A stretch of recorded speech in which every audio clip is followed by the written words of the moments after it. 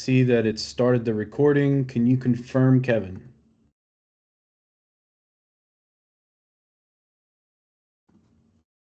You're on mute. Yes, because it kicked off my camera and my mic Very good. as part of the standard recording procedure. It is recording. Can you see my screen? Yes.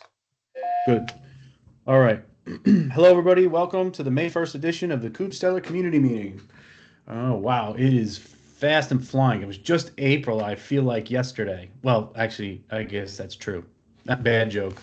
Okay, May 1st, 2025. We are approaching the dead center of the year. We've got some exciting developments going on here in the community, and we'd love to share it with you. If you would like to have access to this agenda and get regular recurring meeting invitations, please go to kubestellar.io/join us. You can spell join us with an underscore or without it. It's your choice. And once you get there, you'll be, it's a Google group, and you'll go ahead and click on join group, and then you will start getting emails, and you'll have access to these artifacts in our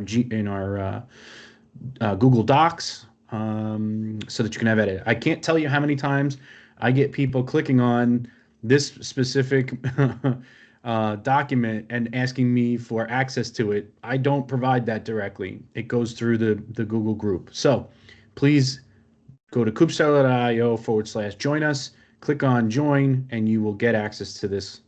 Okay. We are proud members of the CNCF Sandbox project, and as such, we abide by a contributor code of conduct. I'll go ahead and read it now. As contributors and maintainers in the CNCF community, and in the interest of fostering an open and welcoming community, we pledge to respect all people who contribute through reporting issues, posting feature requests, updating documentation, submitting pull requests or patches, and other activities. We are committed to making participation in the CNCF community a harassment-free experience for everyone, regardless of level of experience, gender identity and expression, sexual orientation, disability, personal appearance, body size, ethnicity, race, age, religion, or nationality. Basically, folks, we live, eat, and breathe this. I can tell you personally, and it's just a basic rule of human nature. Be nice to each other. Okay, today's agenda, we've got some cleanup to do on here. There's a lot to do there.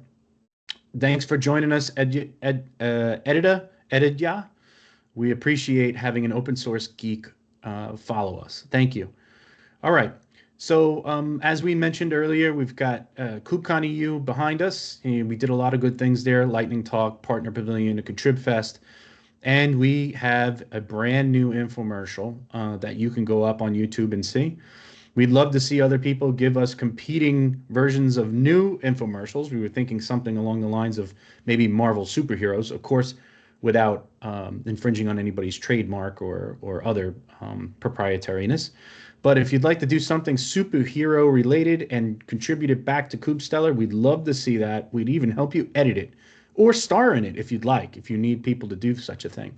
So anyway, at this time, I'm going ahead and pull this down. It's copied down quite a bit. What we're going to talk about today, though, is that we have coming up in May, CFP open until May.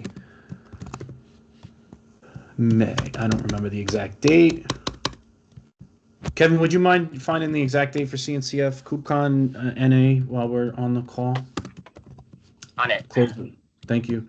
Okay, so we have KubeCon NA, and that'll be in Utah, SLC Utah, Salt Lake City. It should be a fun time out there. I'm looking forward to it. We also will be at the Open Source Summit, and the Open Source Summit will take place somewhere in June, and I will be talking about the interns for open source program. This is the internship program that we've been spearheading, along with a lot of help from private universities, public universities, and just people that are generally interested in the project, as well as the CNCF's LFX internship program, which I'll go ahead and plug here now as well. LFX mentorship. There we go. So this year's in Atlanta. Oh, sorry. What did I put in Utah? Utah is no. This is Utah. Yeah, November 10th through 13th. And the cutoff? Getting there. Submissions are due by May 27th. Right, cool. All right. All right, so that's what we're targeting now. I encourage you all to submit any kind of proposal that you might have in mind. We'd love to see presence at the show, not only from the KubeStellar community proper, the general maintainers and the folks on the contributors ladder, but anybody that's contributing. You're more than welcome to submit and talk on behalf of KubeStellar. We'd love to help you develop content. If you need help getting contributions in to have meat behind the bones, so to speak, for that content, we'd love to help you with that too. If you're not aware of it already, we do participate in the Linux Foundation mentorship program. This is the one that was previously sent for the March to May internship, which will be ending shortly. The new one, mentorship program, GitHub. You know, I found this link all week and now I'm not fine. Here we go. I think this is it. Yeah, 2025. So the one we participate in 3 different semesters. The first semester is coming.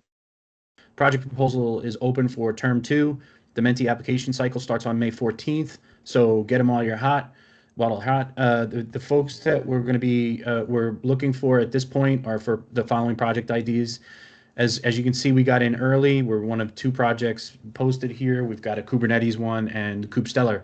So we're building a marketplace for KubeStellar plugins. You can read the description and so forth here at this link. I'll post it into. We're building on our marketplace, which builds off the success of our KubeStellar/Galaxy repo, and the working on. I'll sign out and you can take a look at what that looks like. So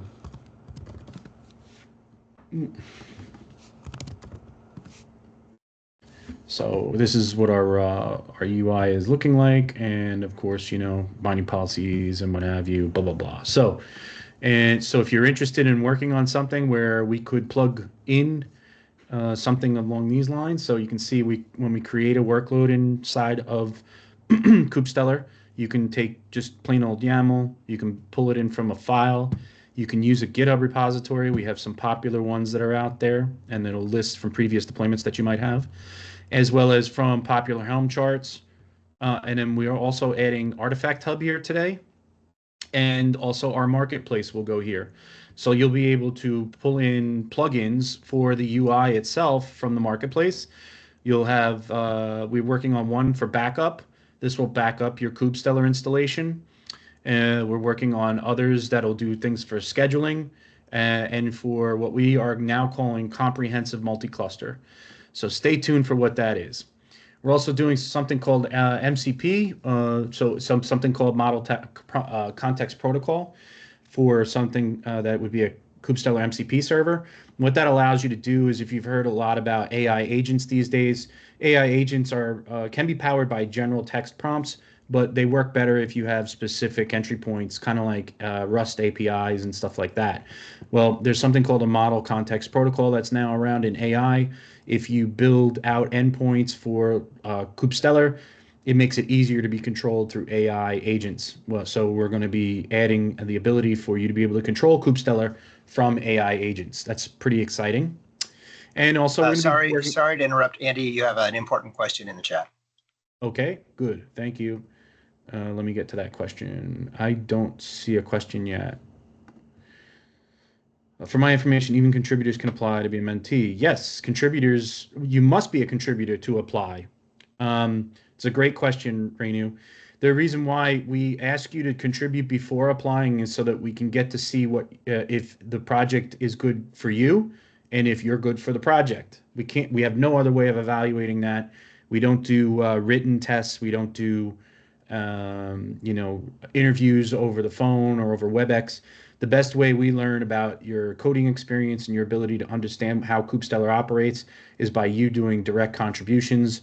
One or more are encouraged before the application process begins. So pick some out of KubeStellar/UI or KubeStellar/KubeStellar or KubeStellar/KubeFlex. The world's your oyster. Pick some, contribute, and then apply. We're also working on UI modernization. We just got a lead from folks that have worked before on things like Linkerd. So if you can see this website and how it appears, this will we hope to be maybe a little bit like this. It looks like it has a mashup with MK Docs of some sort. So we're going to have our first meeting with the folks that want to mentor the folks that'll be working in this particular project today. Kevin and I will be talking to them, and then we hope to have a brand new look and feel by the end of the summer. Okay, that'll do it for projects. Anybody with any questions on projects?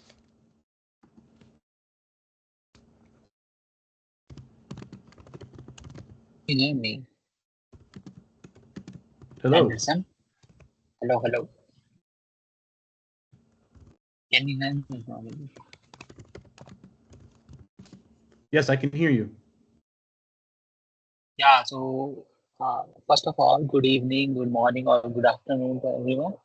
So I am Aditya, and I recently started setting the local KubeStellar in my local machine, and I have successfully did it. And I have raised 2 PRs for the documentation, which issue I faced while starting with the data source code, right? So I raised the 2 of the PRs, documentation PRs. Further, I want to contribute on the KubeStellar UI part. Basically, I'm a front-end developer and kind of a bit of a back-end sense. So yeah, I'm looking forward to contributing in this project further. And so my question is, I want to ask about the third project which was proposed uh, recently. Yeah, third project, exploring marketplace, something like that. Enhancing, yeah, this one, UM organization and marketplace integration. Yeah, so we think that the potential is here that I think we're going to be splitting this in two and adding another project. So we'd have the potential for 4 people to join us this summer. So stay tuned. Kevin and I are going to be pretty well indoctrinated and working with this specific project throughout the summer. We have people that from the last internship have actually stepped up, have climbed the contributor ladder. 2 interns from the spring have climbed the ladder and are now maintainers of the KubeStellar UI project, and they will be working as mentors for the top 2 projects. I think we're going to be splitting this one in half because I think it's too big for one person to handle alone. So stay tuned. Continue to contribute the way you're contributing. I saw your contribution, and I'm very thankful that you submitted some updates to our documentation. All right. Thank you, Anderson. Thank you, Aditya. Am I saying your name right, Aditya? Yeah, Aditya, that's correct. All right, great. I love saying people's names correctly. Okay, great. Well, welcome aboard. We love having you, and thanks for speaking up today. Appreciate that. Okay, so we'll add this has to be replaced. I have to get rid of this. All right, so I'll update that later. Actually, you know what? I'll just pull this down. So I gave you all enough information about the LFX mentorship. Is there anything you wanted to say about the internship there, Kevin? You're on mute, Kev. There we go. One of the big pushes is to make our website more active as opposed to static. That's going to be quite an adventure because we don't want to lose the good stuff, but it's going to be a very busy summer. Yeah. So I'm really looking forward to it, and I think updating the messaging is it's time, and I'm really excited about what we learned at KubeCon EU, and I'm looking forward to help out there too. All right, cool. All right, 0.27.2 patch release is available, and you can take a look. Of course, I just showed you the new homepage. There's an ability now to use a pre-existing cluster as an inventory transport space. That's great news. And lots of people come to us with existing clusters and want to know how to plug them in. The min and max release of KubeFlex is a bit more flexible now. And we have abandoned Docker Hub in favor of Quay and GHCR.io. So that's good news. There's less rate limiting going on. So you can delete and re-add KubeStellar to your heart's content. Upcoming changes, features, and functionality. Mike, is there anything here you can walk us through? Yeah, I'm working on the upgrade campaign, moving to the next release of Kubernetes. We've been on 1.29 for a long time, and we're getting to 1.30, and hopefully we can advance even further. Yeah, the thing that's been gating our progress mainly is OpenShift. We want to make sure that our stuff works on OpenShift, and OpenShift lags Kubernetes significantly. Last I looked, the latest OpenShift was 4.18, which is Kubernetes 1.31. So I hope to be able to get there soon. But the Prow, thing is throwing a monkey wrench into everything else for now. Yeah, we got to talk about Prow today. Right. Okay, good. All right, Braulio, you want to talk about anything about CL2? Yeah, I don't have anything yet to update today, so I'm still working on PS26. Thank you. Okay. Okay. Let's see. Integration with Argo CD. Franco. Sure. So the PR that we submitted, 2818, was merged. Thank you to Mike for extensive review of it. So now KubeStellar core chart allows to deploy an instance of Argo CD in the same cluster running KubeStellar. That has the benefit that the WDS is created by KubeStellar chart are automatically added to the Argo CD as available target clusters. Also, the KubeStellar core chart was extended to enable the creation of simple applications through the chart, so that you can create, for example, the examples and stuff like that. So probably we'll work on creating those YAML in our repo to let user experience more easily the examples. Okay, thank you. Something you can look forward to in the summer is how, so this is in Galaxy, correct? Franco? Is it documented in Galaxy? No, it's documented on the main repo because it went into, it's not a plugin, it's actually part of the core chart. Okay. Oh, right. You're part of the core chart. Okay, great. Okay. Good. So maybe some way to expose that in the UI at some point in the future. I know Argo has their UI, of course, but maybe there's some way to, yes, because we're going to have, I don't know if anybody has seen this yet, and it's not fully baked, but so Franco, something you might want to keep an eye on. We just, one of the folks from the UI went ahead and added a Helm chart for the KubeStellar UI and the core chart. So you might want to take a look at this. We're getting more traction out here. There's been some downloads and stuff, not a lot of activity, but there's some. So you might want to keep an eye on this. Also, please note this. We got an F for vulnerabilities. So it might be worth, Franco, if you've got some time to take a look at what the scanner says and see if we can. Yeah, so I did some interaction on the UI. I gave some suggestions. There were some issues that I found out, at least on my part. So I am a little bit jammed with a different project, but I'll try to make time for it as I go. No, I was actually talking about this, Franco. Do you see what's on my screen? Yeah, I see it. So So we got some. The things you got to look at are fixables and the critical. The critical column, look at anything that's fixable.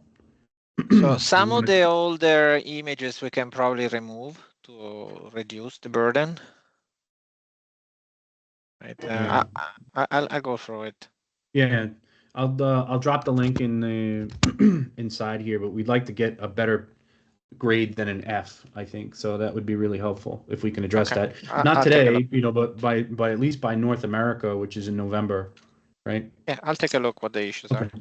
Thank you. All right, back. Fixable vulns in core and UI chart. Well, I'll just put core chart for now. All right. Should attempt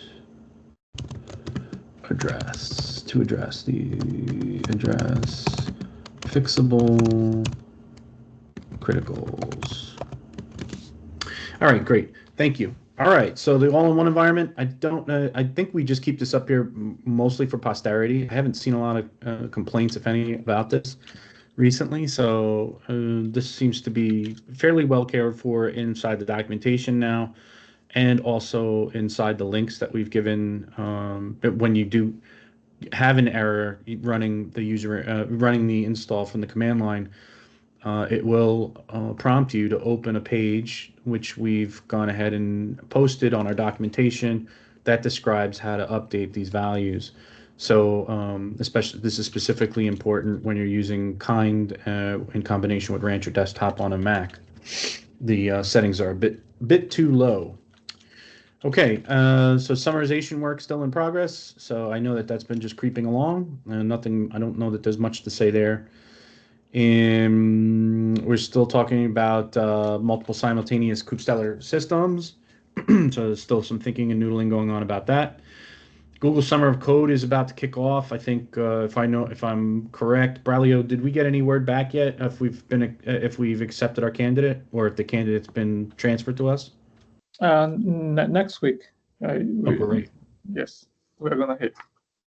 Great. So that's great. So the Google Summer of Code will have one intern. We'll have 3 to 4 interns from Linux Foundation, and then we hope to have we should have 3 interns from Georgia Tech. So it'll be a busy summer. Seven interns, plus the Cornell interns. There's 2 of them. So yeah, we're up almost to 10. Okay, so the Cornell SDF program still is expanding and growing. We've got some interest from NASA now on the project, so that should be pretty cool. I'll be giving a talk at the end of May at the CROPS annual event. I have to record actually a 3-minute talk about that, a 3-minute talking point about that today. Keep putting that off, but I'll get to it. And then we've got, so the focus this semester has been on enclave and confidential computing. So we've made some good strides there and show that KubeStellar can support it, which is fantastic. So that about does it here. I'll open the floor up to any comments or questions that anyone may have. Let me stop the sharing. Okay, folks, anything that anybody would like to, if others would like to introduce themselves, or if you have any comments or questions you'd like us to entertain or respond to. Hi, Vishal. Nice to see you. And please, yeah, your issue. Go ahead. I'm Vishal. Right now, I'm a full stack developer and developing the front end. So yesterday, I have installed the KubeStellar on my system and set it up completely and exploring the KubeStellar UI. Okay. So I found some issues and I have some confusion related to them. So can I share my screen? Yeah, please go ahead. I just shared mine. You share yours. Okay.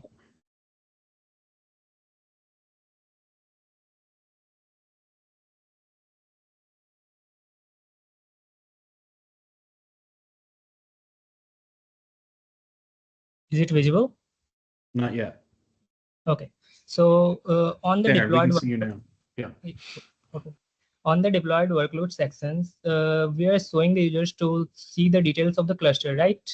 Right now, there is no pod in this section. Right. Okay, so we are giving the user to access to see the logs, but there are no logs because I think this one is for the cluster, right? So we can't see the logs of the cluster. Correct. So should we render this section or just disable it? Yeah, that's a good question. I mean, I think right now we don't have any logs for the cluster. So for this, at this point, what I would do is hide that. So yeah, that would be that would be good. Okay, and also I found one issue here is that this menu toggle buttons, like these things are not working. Already raised the look at that. Already raised the issue for this one. Working on this one to fix it. So good, Vishal. Can you click on staged workloads? I'll make a comment here.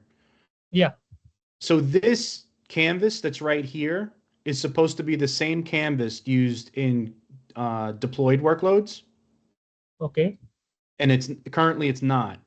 The one on deployed workloads is supposed to match the one in staged workloads. Not the same content, but the same back end. And I don't think they match right now. So you want to look into that, please do. Before you start making individual changes to the sub elements of the page, those will get thrown away. Okay, so the staged workload section should be same as the deployed workloads compared to the background, right? Yeah, I think you'll see. So the background that you're seeing here is different than the staged workloads one you have right now because you have nothing deployed. So if you go over, hit stage workloads, hit create workload. Okay. And then go to Helm. Click on top, the deploy from popular Helm charts, the middle, and then click on like Apache right there. Apache. Yep, the top side. Yeah, and then hit apply. This will deploy, and then you'll start seeing things on your canvas. Yeah. You can click away from this now, and you'll see it start to pop up on the canvas as soon as it finishes. Yeah, as soon as that finishes. There you go. And now it'll refresh eventually here. There you go. So see the background looks the same now. So that we're doing this, we're also looking at changing these straight lines with the arrows to be the curvy lines. Sure, I'll also look into that. Okay. Also, one thing I want to discuss on the, okay, I'm stopping my screen here, okay? Yeah, go ahead. On the advertisement of the LFX mentorship on KubeStellar UI enhancement and marketplace, there is a mention that create a new marketplace tab on the UI hosted on the KubeStellar.io. So we are going to show the marketplace on the KubeStellar.io website or the KubeStellar UI, which we run on localhost. Both. So we're going to show it in both. Have you ever? Let me show you something that you might find interesting. Let me see. Home Assistant plugin. Let me see if I can find one for you. I want to show you what this looks like. This is actually the way that I'd like it to look. I'm just grabbing one now. 1 second. There we go. Okay. You ready for this, Vishal? I'm going to knock your socks off. Okay. Okay. So what I'd like to see, imagine this is the KubeStellar.io website. Do you see this little button? Yeah. So this is something called Home Assistant. I've seen this done before for other projects, but it really intrigued me that I use this as my replacement for Alexa in the house because I swore off having Alexa here. Thank you, Amazon. And what this basically does is it will open up my Home Assistant, and it'll drop this integration into it. Isn't that cool? And the Home Assistant is running it's either running on a cloud host, it's running on my local host, and for me, I'm running it out of my house. So this actually knows enough to when I click on this to use my local host setting or to use my local URL for my administrative settings. Yeah. So it's all happening from the website and the local host, which is KubeStellar UI. So we are going to integrate it on both, right? Right. Right. And in here, I haven't yet figured out whether we want it over here on the left to like, we could advertise it, like, let's say, like make a little advertisement in the bottom left, say, here, add the Yeah. marketplace or see what's in the marketplace. But the place where I think it would look good also is here. Okay. So Another tab says KubeStellar Marketplace. under the create workload section. Yeah. Got So it. in two places on this UI, one here, and then one advertisement down here, let's say, and then in here we'd have, this is here's what this would look like, right? This is more or less what this is really rudimentary. It's really simple, but I think that's enough because the pages that we maintain underneath that look like this. Yeah. Right. And I think that would be enough. Some of them, they have that button, like Google Assistant doesn't have that button to automatically add it, but some others do. Yeah, see, like right here. So Yeah. so I think that if we show that that's integrated between the two, that allows people to come at us via the website or via their local UI, and I think people would really appreciate that. What do you think? Yeah, that would be good. We can do that. Yeah. So I think that's going to be a challenge, and that's the reason why I said when we were talking about this one might be split in half, because I think we're going to be really trying to figure out the KubeStellar.io. The whole website's going to undergo a massive change. So I think it might be two projects, not one. And so look for that. We may be PRing this again and splitting this. And then I'd have Kevin, I would ask Kevin maybe to be one of the mentors and the other person that we're talking to today as another mentor, so that they can really give some undivided attention to this. So yeah, if you're interested in that, start PRing in that direction, and then people will see that you want to work in that space, whether it's, for the marketplace or what have you. Yeah. Make sense? Yeah. So I will make a PR on whatever the suggestion you have given me. Very good. Thank you. Thank you so much for your interest. Thank you, Andy. Ryan, can I help you?